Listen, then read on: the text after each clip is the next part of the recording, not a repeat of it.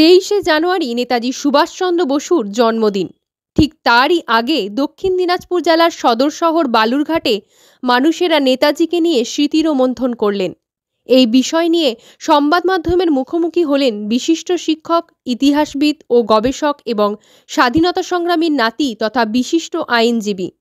ভারতের স্বাধীনতা সংগ্রামের ক্ষেত্রে একটি বিরাট অংশ জুড়ে নেতাজি সুভাষচন্দ্র বসুর নাম জড়িয়ে আছে।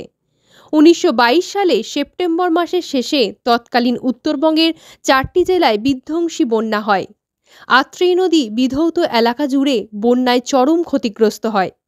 15 লক্ষেরও বেশি মানুষ এই বিধ্বংসী বন্যায় ক্ষতিগ্রস্ত হয়েছিল। ক্ষতিগ্রস্তদের একটা বিরাট অংশই ছিল মুসলমান। তৎকালীন অবিভক্ত দিনাজপুর জেলার বালুরঘাট মহকুমার পাশাপাশি রাজশাহী জেলার নাটোর ও নওগাঁ মহকুমা বিশেষভাবে ক্ষতিগ্রস্ত হয়েছিল। সেই সময় বালুরঘাট মহকুমার ধামইরহাট ও পত্নীতলা অঞ্চলে ভয়াবহ দুর্ভিক্ষ হয়। এই দুর্ভিক্ষ দেখতে এসেছিলেন নেতাজি সুভাষচন্দ্র বসুর সঙ্গে তার সহযোগী ডাক্তার যতীন্দ্রনাথ সেনগুপ্ত। সেই সময় বেঙ্গল রিলিফ কমিটি গঠিত হয়। সেই কমিটির মাধ্যমে নেতাজি সুভাষচন্দ্র বসু দেশবাসীকে ত্রাণের সাহায্যের জন্য আবেদনও করেন। প্রায় 4 লক্ষ টাকা ত্রাণ হিসেবে উঠেছিল। 1928 সালের 26শে মে নেতাজি নর্থ বেঙ্গল এক্সপ্রেস ট্রেনে করে হিলিতে এসেছিলেন। হিলি স্টেশনে নেতাজিকে নাগরিক সংবর্ধনা দেওয়া হয়। এই হিলি স্টেশন বর্তমানে বাংলাদেশের মধ্যে পড়ছে।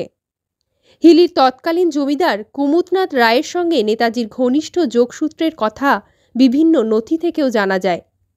হিলির সারদা ভবন পাঠাগার পরিদর্শন করে ভিজিটার বুকে সুভাষচন্দ্র বসু মন্তব্য লেখেন। কংগ্রেস নেতা প্রতাপচন্দ্র মজুমদার তার সঙ্গী ছিলেন। তাছাড়াও কংগ্রেস নেতা নিশীথ কুণ্ডুর সাথেও সুভাষচন্দ্র বসুর ঘনিষ্ঠ যোগাযোগ ছিল। সুভাষচন্দ্র বসুর প্রতিষ্ঠিত বেঙ্গল ভলেন্টিয়ার্সের শাখা হিলির পাশাপাশি অবিভক্ত দিনাজপুরে ছিল।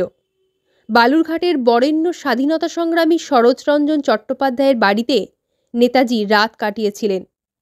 সেই সময় তিনি বালুরঘাটের বর্তমান কংগ্রেস পাড়ায় কংগ্রেস ভবনের দ্বারোদ্ঘাটন করেন।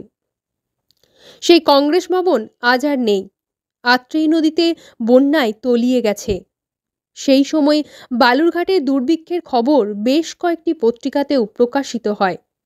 রামানন্দ চট্টোপাধ্যায়ের প্রবাসী পত্রিকাতে লিখেছিলেন, দুর্ভিক্ষের অবস্থা এখনও পূর্ববৎ রহিয়াছে। এই দুর্ভিক্ষে অন্যাভাবে যে পুত্রকন্যা বিক্রয়ের সংবাদ তাও পাওয়া যায়।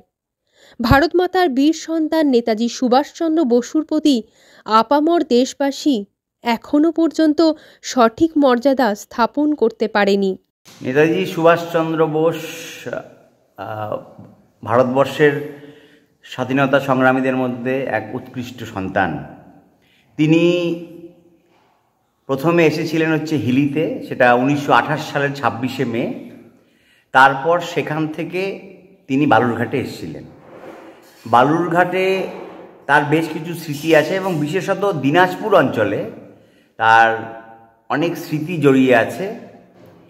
এপার দিনাজপুর এবং ওপার দিনাজপুর। তিনি বালুরঘাটে এসে চ্যাটার্জি বাড়িতে এক রাত তিনি ছিলেন এবং সেখানে কিছু আলাপ আলোচনা হয় এবং তারপরে তিনি পরবর্তী সময়ে এখানকার নেতা নেত্রীদের সাথে বসে তিনি আলাপ আলোচনা করেন এবং তিনি পরবর্তীকালে ফিরে যান। কিন্তু মূল বিষয় হলো যে তার যে মূল আগমন, সেই আগমনটা হিলি কেন্দ্রিক।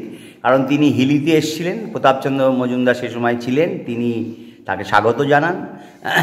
তিনি হিলির কুমুদনাথ রায় সাহেব যে তাদের সাথে একটা যোগসূত্র ছিল এবং নেতাজি সুভাষচন্দ্রের যে গুপ্ত সমিতি বেঙ্গল ভলেন্টিয়ার্স, সেই বেঙ্গল ভলেন্টিয়ার্সের শাখা দিনাজপুরে ছিল। অনেকে বলেন যে তরুণ সংঘ যেটি নাম, সেই তরুণ সংঘের প্রকৃতপক্ষে তরুণ সংঘ বকলমে বেঙ্গল ভলেন্টিয়ার্সের কিছু কিছু কাজ তারা কিন্তু করত গোপনে এবং সেই জন্য তরুণ সংঘের উপর ব্রিটিশ যারা গোয়েন্দা ছিল তাদের কিন্তু তীক্ষ্ণ নজর ছিল। এই সময় যে হিলিতে যারা এই স্বাধীনতা সংগ্রামের আন্দোলন এবং তথাপি এই বেঙ্গল ভলেন্টিয়ার্সের কর্মধারাকে এগিয়ে নিয়ে গিয়েছিলেন, তাদের মধ্যে অন্যতম ছিলেন পঞ্চানন চট্টরাজ, ছিলেন শ্রীধর সাহা এবং মাধবচন্দ্র রায়। আর এছাড়া যে বেঙ্গল ভলেন্টিয়ার্সের যে দিনাজপুর অঞ্চলের যে তার যে কর্মকেন্দ্র, সেখানে তারা যারা নিয়ে গেছিলেন এগিয়ে, তাদের মধ্যে অন্যতম ছিলেন হচ্ছে হৃষিকেশ তরফদার, নির্মাল্য সেন, নরেন ঘোষ এবং লোকেন রায়।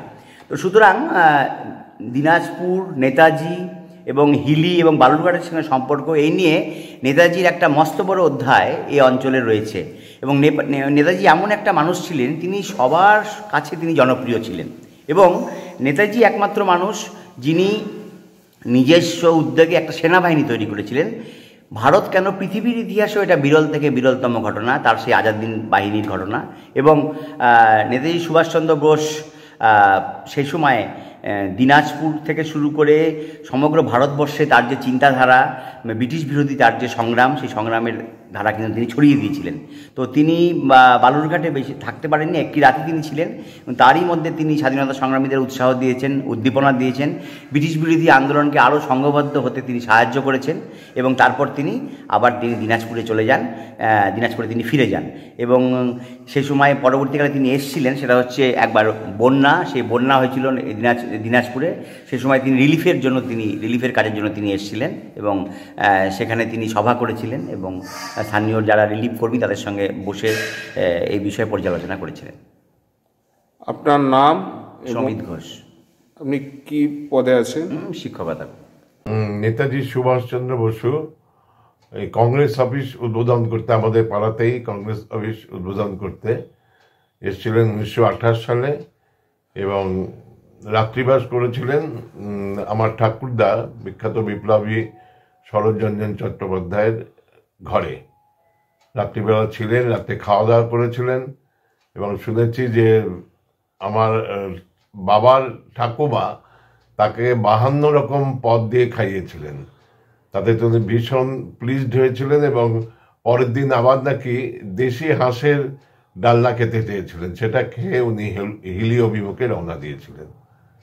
তা আমি সেই শরৎরঞ্জনের নাতি হিসাবে এইসব তথ্য জোগাড় করেছি এবং তিনি এখানে এক রাত বাস করে চলে গিয়েছিলেন। আপনার নাম? আমার নাম Sushovan Chatterjee, advocate. I happen to be the grandson of late Sharat Ranjan Chatterjee.